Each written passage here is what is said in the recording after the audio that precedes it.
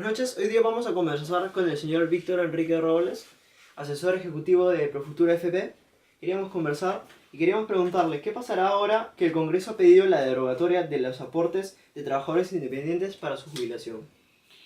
Buenas noches. Bueno, Lamentablemente volveremos al sistema antiguo que ya estableció el gobierno del presidente Humala, que es la pensión 65, la cual le pagamos todos los peruanos con nuestros impuestos una cantidad de dinero a aquellas personas que nunca aportaron para su jubilación.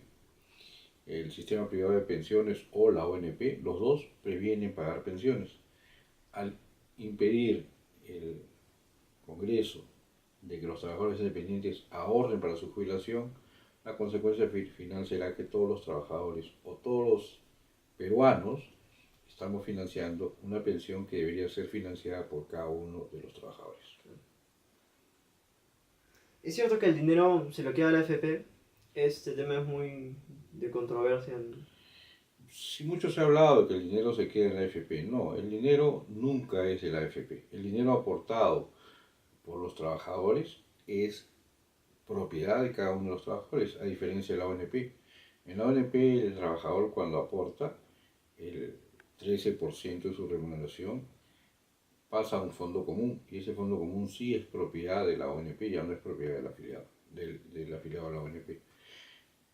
En cambio, en la AFP, así ustedes hayan ahorrado un año, 10 años, 15 años, 20 años, el dinero siempre es del trabajador, el cual será devuelto a los 65 años cuando se pensiona y o si fallece el afiliado será devuelto en una pensión de sobrevivencia y si no tiene sobrevivientes el dinero será devuelto a sus herederos. Nunca la AFP se queda con el dinero del afiliado. Y hablando de este tema de los 65 años, ¿por qué la jubilación se establece a los 65 años? Realmente es un tema donde muchas veces estamos favorecidos. Ya en otros países la jubilación se está hablando de que sea a los 70, tal es el caso de Estados Unidos o Europa, porque el tiempo de sobrevivencia del ser humano ha crecido. Ya ahora tenemos más tiempo de vida. Por eso es que la pensión se estipula a los 65 años y probablemente en unos años ese tiempo de jubilación aumente a 67, que es una propuesta que ya existe. Pero los 65 años es una edad ya donde el ser humano debe descansar y gozar realmente lo que trabajó. Cuando una persona trabaja en el mundo entero, guarda para su pensión. Hay quien lo administre. En muchos países quien lo administra es el Estado. Lamentablemente en el Perú el Estado está administrado por la ONP y la ONP no paga pensiones muy altas.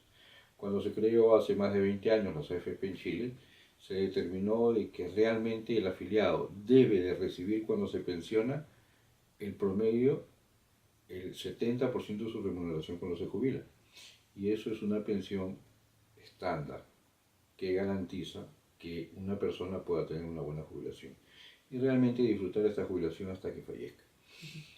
Se ha establecido que el cálculo de pensión en el mundo entero es hasta los 110 años, no es una novedad de la AFP, pero eso realmente no le va a afectar mucho.